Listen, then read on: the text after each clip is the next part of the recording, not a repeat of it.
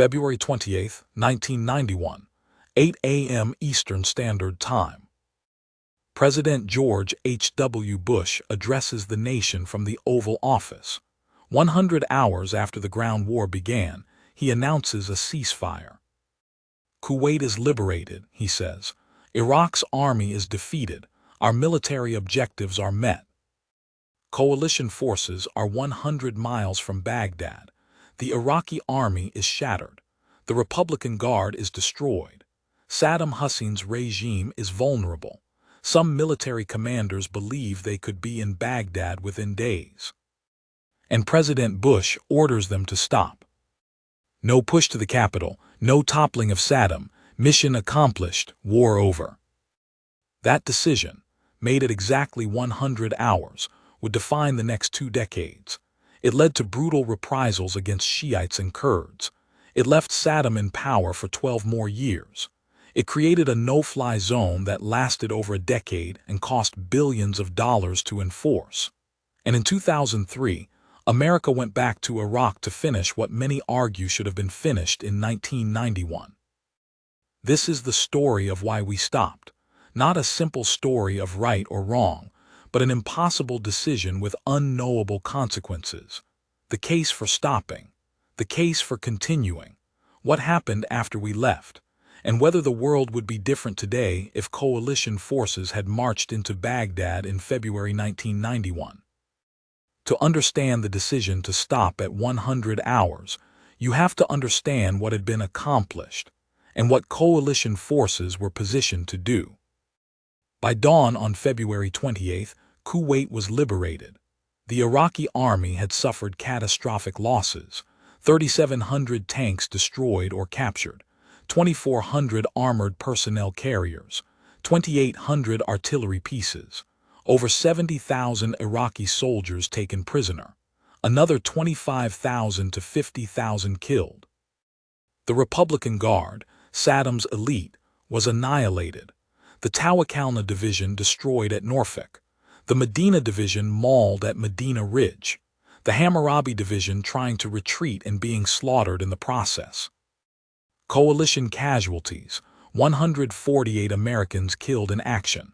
Another 235 killed by accidents and friendly fire. 458 wounded. British, French, Saudi, Egyptian, and other coalition forces. Less than 100 killed total. It was the most one-sided military victory in modern history. And coalition forces were positioned to continue.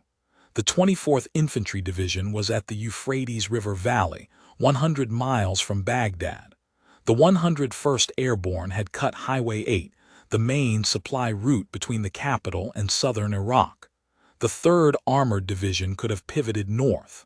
The 1st Armored Division could have followed.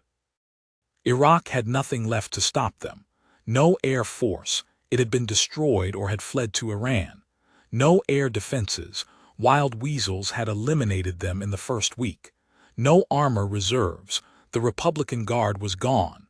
Saddam Hussein's regime was vulnerable in ways it would never be again. So why didn't coalition forces push to Baghdad and finish the job? The answer begins with the mission itself. On August 2, 1990, Iraq invaded Kuwait. President Bush drew a line. Iraqi aggression would not stand. He assembled a coalition of 34 nations. He secured United Nations Security Council Resolution 678, authorizing the use of all necessary means to remove Iraqi forces from Kuwait. Read that again.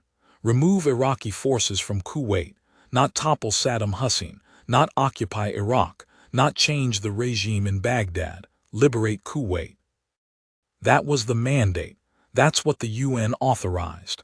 That's what the coalition agreed to do. By February 28th, that mission was complete. Kuwait was liberated. Iraqi forces were expelled. The stated objective had been achieved. Expanding the mission beyond that mandate, pushing to Baghdad, occupying Iraq, removing Saddam, would have required a new UN resolution, a new vote, new authorization, and there was zero chance that would happen. The Soviet Union, still existing in February 1991, just months before its collapse, had voted for Resolution 678 to liberate Kuwait. They would never have voted to authorize regime change in Iraq. China wouldn't have either. Even some coalition partners, Arab nations like Saudi Arabia, Egypt, Syria, had joined to liberate a fellow Arab nation from invasion. They hadn't signed up to occupy Iraq or install a new government in Baghdad. Secretary of State James Baker made this clear in later interviews. We had a UN mandate to kick Iraq out of Kuwait. We did not have a UN mandate, nor did we seek one, to invade Iraq and to overthrow the government in Baghdad. Expanding the mission would have fractured the coalition. Saudi Arabia had allowed coalition forces to stage from their territory to liberate Kuwait, not to invade another Arab nation. Egypt and Syria had sent troops to restore Kuwaiti sovereignty, not to occupy Iraq. If Bush had ordered coalition forces to Baghdad, he would have done it alone, or mostly alone. Britain might have stayed. France probably wouldn't have. The Arab coalition partners definitely wouldn't have. And fighting without Arab partners would have transformed the war from a multinational effort to liberate Kuwait into an American invasion of an Arab nation. The optics would have been disastrous. The political fallout catastrophic. Colin Powell, chairman of the Joint Chiefs, put it simply, "We had done the job we had been asked to do." But there's another reason Bush stopped at 100 hours. A reason that's harder to discuss but was front and center in 1991, Vietnam. The American military in 1991 was an all-volunteer force that had spent 15 years recovering from Vietnam, rebuilding doctrine, restoring morale, training for a different kind of war. Desert Storm was supposed to prove that Vietnam was over, that America could win decisively, quickly, with minimal casualties. 100 hours, that's how long the ground war lasted. Clean, decisive, overwhelming victory. Pushing to Baghdad would have changed that narrative, taking a city of 4 million people, urban combat, house-to-house fighting, Iraqi civilians caught in the crossfire, American soldiers occupying an Arab capital, guerrilla resistance, insurgency. How many Americans would die taking Baghdad? Thousands, tens of thousands, and how long would occupation last? Months, years, a decade.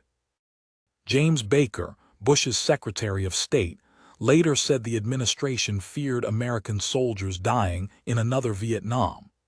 Colin Powell wanted a rapid victory and a swift exit. Anything else, he said, was a potential snare. The entire strategy, the left hook, the deception, the overwhelming force, was designed to win fast and get out. Mission accomplished. Troops home. Avoid the quagmire. Don't repeat the mistakes of Vietnam. So when the 100-hour mark arrived, exactly 100 hours since the ground war began, Bush declared victory and ordered a ceasefire. The symbolism was perfect. 100 hours, clean, decisive, historic. But there was one more factor, one that Bush himself articulated in his later memoir with National Security Advisor Brent Scowcroft. If coalition forces had pushed to Baghdad and overthrown Saddam Hussein, what came next? Who governs Iraq? Coalition forces, an American military governor. For how long? Until Iraq has a stable government. How do you create a stable government in a country with no democratic tradition, deep ethnic and religious divisions, and decades of brutal dictatorship? Iraq in 1991 was divided along sectarian and ethnic lines. 60% of the population was Shiite Arab, concentrated in the south. 20% was Sunni Arab, the minority that had controlled the country under Saddam and previous regimes. 20% was Kurdish, concentrated in the north, with their own language and long-standing separatist movement. Those divisions had been held together by force, Saddam's brutal repression. If you removed Saddam, what filled the vacuum? Bush and Scowcroft wrote, "We would have been forced to occupy Baghdad and, in effect, rule Iraq. The coalition would instantly have collapsed. the Arabs deserting it in anger and other allies pulling out as well. Going in and occupying Iraq, thus unilaterally exceeding the UN's mandate, would have destroyed the precedent of international response to aggression we hope to establish. Had we gone the invasion route, the U.S. could conceivably still be an occupying power in a bitterly hostile land. That last sentence is haunting. Could conceivably still be an occupying power in a bitterly hostile land. Bush wrote that in 1998, 5 years before his son, President George W. Bush, invaded Iraq in 2003. 12 years before American troops finally withdrew in 2011, after nearly 9 years of occupation, over 4,000 American deaths, tens of thousands wounded, and a cost exceeding $2 trillion. George H.W. Bush saw the future, and he chose not to walk into it. But there's a counterargument, a case for why stopping at 100 hours was a mistake. And it begins with what happened immediately after the ceasefire. On February 15, 1991, 2 weeks before the ground war even started, President Bush gave a speech, broadcast live on Voice of America radio, beamed into Iraq on every international television and radio channel. He said, "There's another way for the bloodshed to stop, and that is for the Iraqi military and the Iraqi people to take matters into their own hands and force Saddam Hussein, the dictator, to step aside." Coalition aircraft dropped millions of leaflets over Iraqi positions. "Fill the streets and alleys and bring down Saddam Hussein and his aides," they read. The message was clear: rise up, overthrow Saddam, and the coalition will support you. And they did. On February 29th, the day after the ceasefire, Iraq exploded in rebellion. It started in Basra. Iraqi soldiers returning from the rout in Kuwait turned their guns on the regime. Shiite rebels attacked Ba'ath Party officials. Government buildings were stormed. Within days, the uprising spread across southern Iraq. Najaf, Karbala, Nasiriyah, cities fell to the rebels. Iraqi army units mutinied and joined the insurrection. In the north, Kurdish rebels revolted on March 5th. The town of Rania fell, then Sulaymaniyah, then Kirkuk. Kurdish Peshmerga fighters, backed by local uprisings, overthrew Iraqi military garrisons. Ba'ath Party officials were detained or killed. By mid-March, 14 of Iraq's 18 provinces were no longer under central government control. Baghdad and its immediate surroundings were the only territory Saddam still held. The Iraqi people had done exactly what Bush asked them to do. They had risen up. They had taken matters into their own hands. They were forcing Saddam Hussein to step aside. And the coalition did nothing. Why didn't the U.S. support the uprisings? Part of it was the same reasoning that prevented coalition forces from marching to Baghdad. The UN mandate was to liberate Kuwait, not to determine Iraq's internal politics. Supporting a rebellion to overthrow the Iraqi government would have exceeded that mandate. But there were other concerns, more complicated, more troubling. American intelligence agencies worried about Iranian influence. The Shiite uprising in southern Iraq was led partly by groups that had received Iranian support during the Iran-Iraq War. If the Shiite rebels succeeded, would Iran dominate southern Iraq? Would a pro-Iranian Shiite regime replace Saddam? In the north, Kurdish separatism raised different concerns. If the Kurds succeeded in breaking away from Iraq, would that destabilize Turkey, a NATO ally with its own large Kurdish population? Would it encourage Kurdish separatists across the region? Some American officials believed a weakened Saddam, defeated, humiliated, contained, was preferable to the chaos that might follow his overthrow. Better the devil you know than the unknown that comes after. And there was one more factor, one that still generates controversy decades later. On March 3, 1991, General Norman Schwarzkopf met with Iraqi generals at Safwan airfield in southern Iraq to negotiate the terms of the ceasefire. The discussion focused on lines of demarcation between forces, prisoner exchanges, and restrictions on Iraqi military movements. An Iraqi general asked Schwarzkopf for permission to fly helicopters, including armed gunships, to transport government officials around the country. Iraq's roads and bridges had been destroyed by coalition bombing. Helicopters, the general argued, were the only way to move people and supplies. Schwarzkopf, acting without Pentagon or White House instructions, agreed. He told the Iraqi general that coalition forces would not shoot down Iraqi helicopters as long as they stayed away from areas where coalition troops were located. It seemed like a reasonable request, a legitimate logistical need. But Saddam Hussein immediately began using those helicopters as gunships to crush the uprisings. Iraqi Army Mi-24 Hind helicopter gunships, heavily armed Soviet-designed attack helicopters, swept over southern Iraq, firing on Shiite rebels. In the north, they attacked Kurdish positions.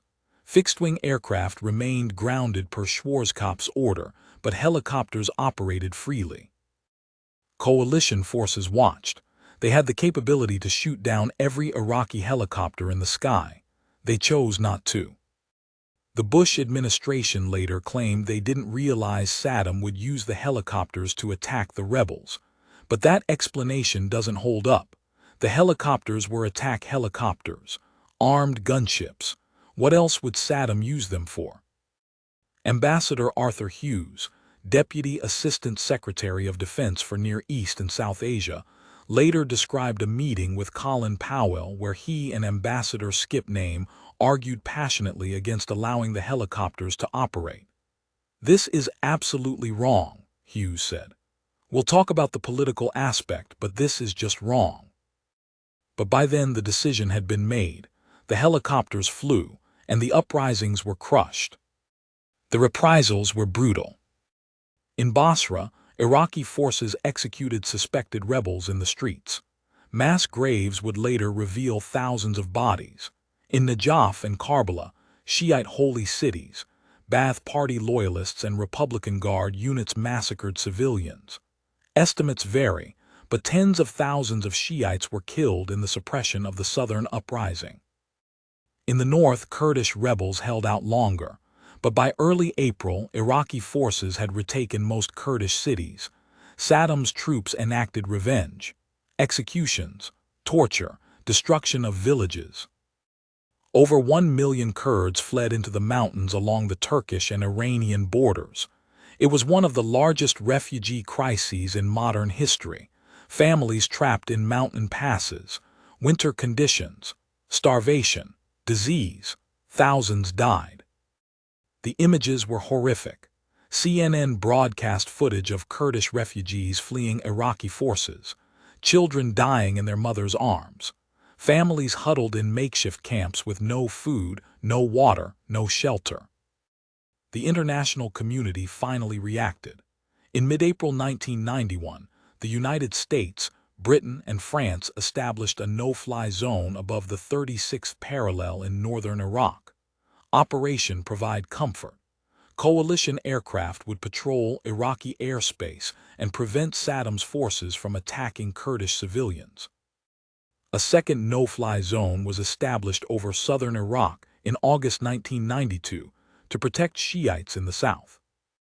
Those no-fly zones would remain in place for 12 years.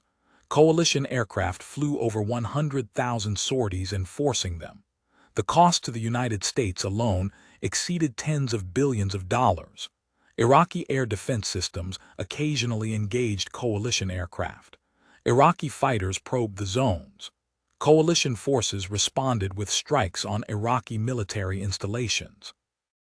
It was a permanent, low-level conflict, not quite war, not quite peace, a frozen stalemate that lasted until 2003. And Saddam Hussein remained in power through all of it. So was stopping at 100 hours the right decision? The people who made that decision, Bush, Powell, Schwarzkopf, Baker, all defended it. They argued that expanding the mission beyond liberating Kuwait would have fractured the coalition, exceeded the UN mandate, and trapped the United States in an endless occupation. They were right about that, all of it. But critics argue that stopping created different problems. Problems that festered for 12 years and ultimately led to another war. Saddam Hussein, humiliated and defeated, clung to power. He crushed the uprisings. He rebuilt his military, not to the strength it had before Desert Storm, but enough to threaten his neighbors and his own people. He defied UN sanctions. He obstructed weapons inspectors. He played cat-and-mouse games with international monitors. The sanctions imposed after the Gulf War devastated Iraq's civilian population. Estimates vary widely, but hundreds of thousands of Iraqi civilians, many of them children, died from malnutrition, disease, and lack of medical supplies during the 1990s. The sanctions were intended to pressure Saddam into compliance with UN resolutions. Instead, they impoverished the Iraqi people while Saddam's regime remained entrenched. In the United States, neoconservative thinkers began arguing that leaving Saddam in power in 1991 had been a strategic mistake, that the job should have been finished, that Saddam's continued rule destabilized the region and threatened American interests. One of those voices was Dick Cheney, who, as Secretary of Defense in 1991, had supported the decision to stop at 100 hours. But by 2001, Cheney was vice president under George W. Bush, and his position had changed. After the September 11, 2001 attacks, the Bush administration began making the case for invading Iraq, removing Saddam Hussein, preventing him from developing weapons of mass destruction, bringing democracy to the Middle East. On March 20, 2003, 12 years after the Gulf War ceasefire, American forces invaded Iraq again. This time there was no international coalition, no UN mandate. Britain participated,